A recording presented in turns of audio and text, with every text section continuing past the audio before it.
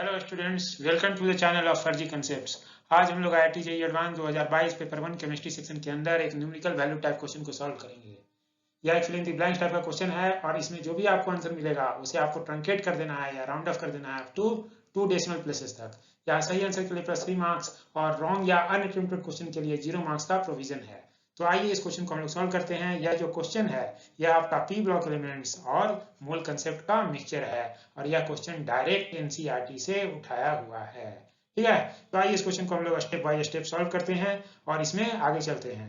तो यहाँ पर जैसा कि हम लोग इस क्वेश्चन को एक बार रीड कर लें कि यह कह रहा है कि dissolving 1.24 gram of white phosphorus in boiling anyways solution in an inert atmosphere gives a gas Q.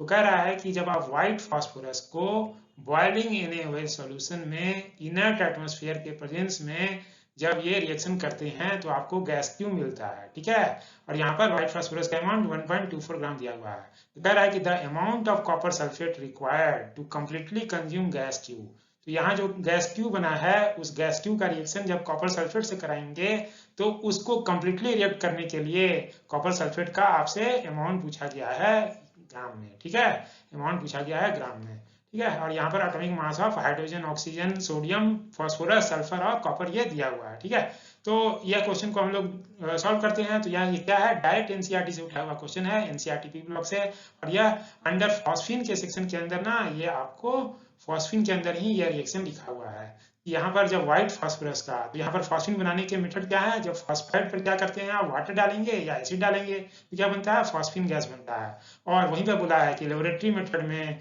जब व्हाइट फास्फोरस के ऊपर आप concentrated NMA solution in inert atmosphere of CO2 डालते हैं तो यहाँ पर क्या बनता है, फॉस्फीन गैस बनता है।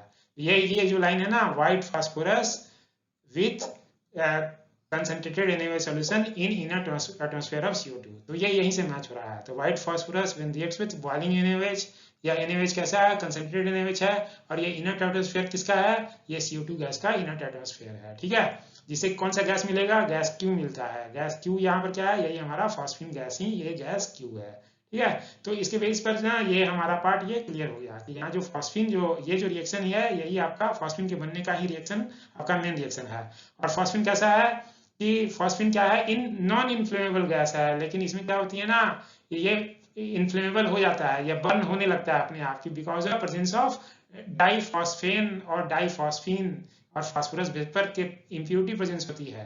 ये जो फॉस्फीन बना है ना ये प्योर नहीं बनता है, इसमें इम्प्योरिटी प्रेजेंट होती है, उसी कारण क्या हो जाएगा, ये अपने आप इन्फ्लेमेबल हो जाता है। तो उस इन्फ्लेमेबल नेचर को बचाने के लिए हम लोग क्या करेंगे, इनर्ट एटमॉस्फेयर लेंगे। इनर्ट एटमॉस्फेयर में आपको ऑक्सीजन नहीं होना चाहिए। अगर ऑक्सीजन वहां हो गया तो ये जो P2H4 है या फास्फोरस वेपर की जो इम्प्योरिटी रहेगी वो इसे क्या कर देगी, कंबस्टिबल कर देगी। इसलिए हम लोग इसे प्रोटेक्ट करने के लिए इनर्ट एटमॉस्फेयर लेते हैं। ठीक है, तो ये पार्ट तो हमारा हो गया। अगला जो प्रॉपर्टी में जो कहा है एनसीईआरटी में ही है कि, है ना, एनसीईआरटी में प्रॉपर्टी में कहा है कि when absorbed in copper sulphate और मर्क्यूरी क्लोराइड, तो कॉपर सल्फेट हो या mercury chloride solution, the corresponding phosphides are obtained. Corresponding phosphide, तो यहाँ पर क्यूप्रिक फॉस्फाइड बन रहा है और यहाँ पर मर्क्यूरिक फॉस्फाइड बन रहा है। तो ये हमारा सेकंड पार्ट जो कर रहा है ना, the amount of copper sulphate required to completely consume gas Q. तो गैस क्यू क्या था आपका, फॉस्फीन था। फॉस्फीन का किससे रिएक्शन होगा, कॉपर सल्फेट से रिएक्शन होगा, तो क्या बनेगा, क्यूप्रिक फॉस्फाइड बनेगा। तो यही रिएक्शन है। और यहाँ पर ये दोनों ना, क्यूप्रिक फॉस्फाइड और मर्क्यूरिक फॉस्फाइड दोनों ही क्या है, ब्लैक प्रेसिपिटेट है। ठीक है, ठीक है, तो यहाँ तक हम लोगों ने ये रिएक्शन को आइडेंटिफाई कर लिया। तो ये रिएक्शन को हम लोगों ने आइडेंटिफाई कर दिया, यही दो रिएक्शन है और इस पर हमें क्या कर देना है, मोल कंसेप्ट अप्लाई कर देना है। और ये फॉस्फीन क्या होता है ना, फॉस्फीन का जो यूज होता है वो क्या होता है, होम सिग्नल बनाने में यूज होता है, जिसमें आप कैल्शियम कार्बाइड और कैल्शियम फॉस्फाइड को पानी में जैसे ही फेंकेंगे ना, जैसे ही समुद्र में फेंकेंगे या पानी में फेंकेंगे तो क्या होगा, उससे फॉस्फीन गैस निकलेगा और एसिटिलीन गैस निकलेगा। और आप जानते हैं कि फॉस्फीन के अंदर क्या है, P2H4 है वो, और या फास्फोरस वेपर है, तो वो क्या है, कंबस्टिबल है। तो अपने आप वो कंबसन हो जाएगा और वहां आपको सिग्नल क्रिएट करेगा वो, है ना। आपकी लाइफ सेविंग के लिए होम सिग्नल आपको बनाया जाता है। तो और साथ में स्मोक स्क्रीन को भी क्रिएट करने के लिए ये होम सिग्नल बनाते हैं। तो ये जैसे हम लोगों ने एज ए फैक्ट जान लिया, लेकिन हमारे काम का जो है ना, ये दो इक्वेशन हमें मिल चुका है। ठीक है। अब हम लोग चलिए आगे चलते हैं और आगे देखते हैं। तो यहाँ पर क्या हो गया कि हमारा जो पहला रिएक्शन है, पहला रिएक्शन क्या है, ये डिस्प्रोपोर्शनेशन रिएक्शन है। यहाँ व्हाइट फास्फोरस क्या हो रहा है, ये कंसंट्रेटेड एनओएच के साथ जब रिएक्ट कर रहा है तो ये डिस्प्रोपोर्शनेट हो रहा है। तो यहाँ पर फास्फोरस का ऑक्सीजन स्टेट अगर आप देखें, यहाँ पर फास्फोरस का ऑक्सीजन स्टेट देखिए, यहाँ पर फास्फोरस का ऑक्सीजन स्टेट जीरो है और यहाँ पर फास्फोरस का -3 है और एक में क्या है, यहाँ पर +1 है। ठीक है। तो इसको मैं अगर दो पार्ट में लिखूँ ना, दो पार्ट में लिख दूँ कि एक P है और एक और P है, दो तरह के फास्फोरस है। तो एक 0 से कहाँ जा रहा है, -3 में जा रहा है ना। तो यहाँ पर चेंज इन ऑक्सीजन नंबर कितना हुआ, डेल्टा OS अगर आप लिखेंगे तो ये 3 का चेंज आएगा, 3 से रिड्यूस हो गया है ना। इसका मैग्नीट्यूड देख रहे हैं।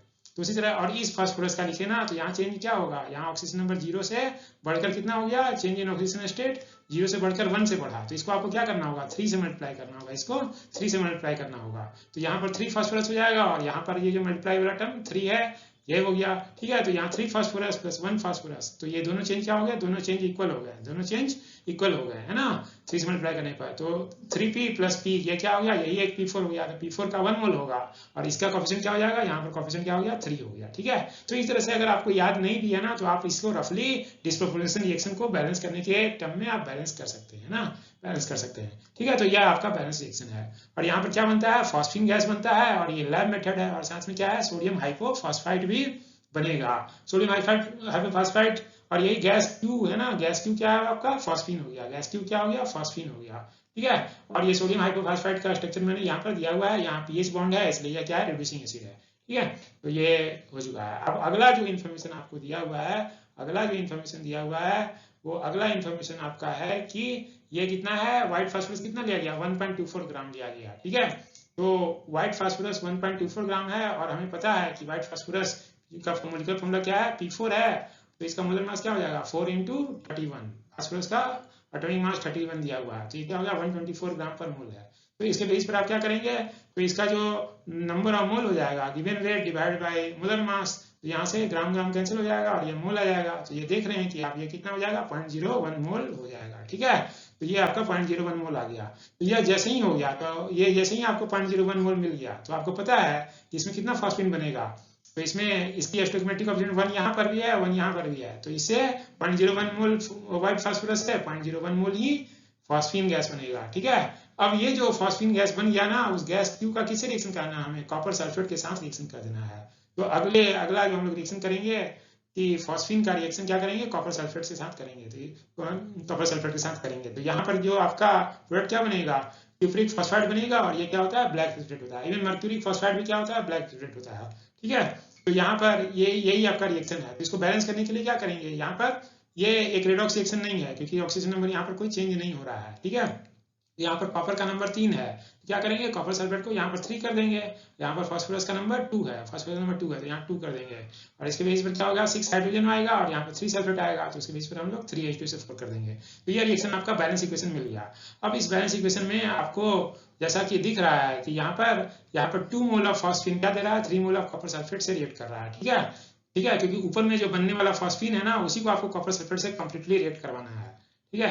तो यहाँ पर 2 मोल क्या है, 3 मोल से रिएक्ट कर रहा है। तो 1 मोल कितने से रिएक्ट करेगा, 1 mole will react with 3/2 mole of copper sulphate से। ठीक है। तो इसके बेसिस पर आपको कितना दिया हुआ है, 0.01 मोल दिया हुआ है। तो ये कितने से रिएक्ट करेगा, 0.01 mole will react with 3/2 × 0.01 mole. तो ये आपको number of mole of copper sulphate आ गया।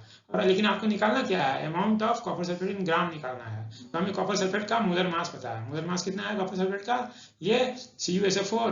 तो अगर Cu का कितना दिया हुआ है, Cu का मास आपको 63 दिया हुआ है, 63 दिया हुआ है और सल्फेट का 96 ले लीजिए डायरेक्ट, है ना, 96 ले लीजिए या फिर आप इंडिविजुअल ऐड करके भी 159 ये आपका मोलर मास आ जाएगा। ये मोलर मास आ गया। तो ये आपको number of mole of copper sulphate पता है। इसमें क्या करेंगे हम लोग, मोलर मास से मल्टीप्लाई कर देंगे, 159 ग्राम पर मोल से मल्टीप्लाई कर देंगे। तो मोल मोल कैंसिल हो गया और ये जो मास आएगा, ये मल्टीप्लाई करने पर जो वैल्यू आएगा वो कितना आ जाएगा, जस्ट आप मल्टीप्लाई करेंगे तो ये वैल्यू क्या हो जाएगा, 2.385 ग्राम आ जाएगा, 2.385।